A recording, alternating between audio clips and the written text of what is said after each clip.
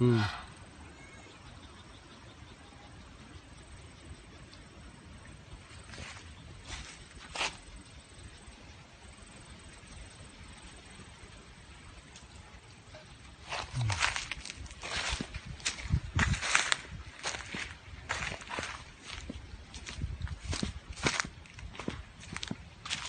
na.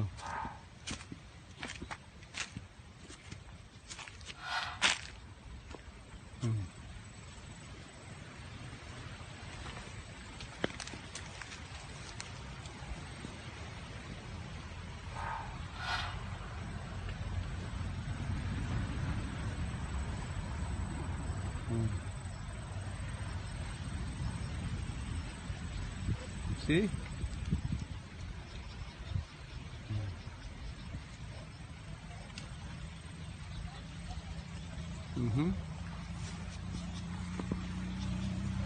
Natin na walang mangyari. Malaki yung buga kanina, no? Yung bilog kanina. To side na to. Oh my God! Oh, did you see that?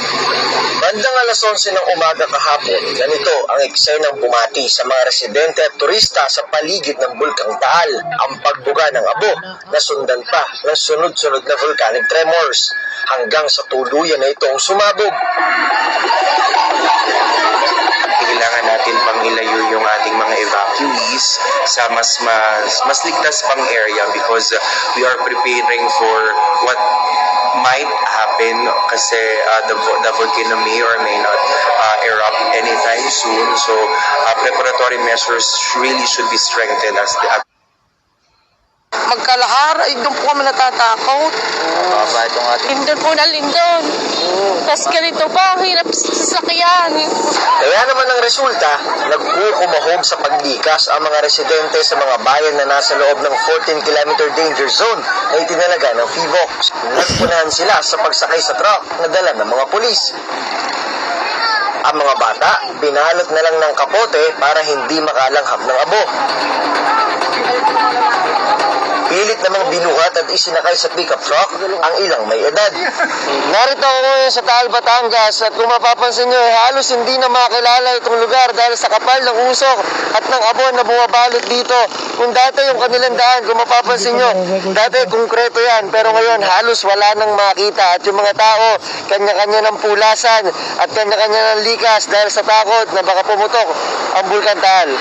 Literal na pinakain ng alikabok ang mga residente. Alas 11 na ng umaga pero tila gabi na sa dilim dahil sa kapal ng abo sa paligid. Maya't maya rin ang pagyanig ng lupa. Para malaman nyo kung gaano kakapal yung alikabok at yung abo.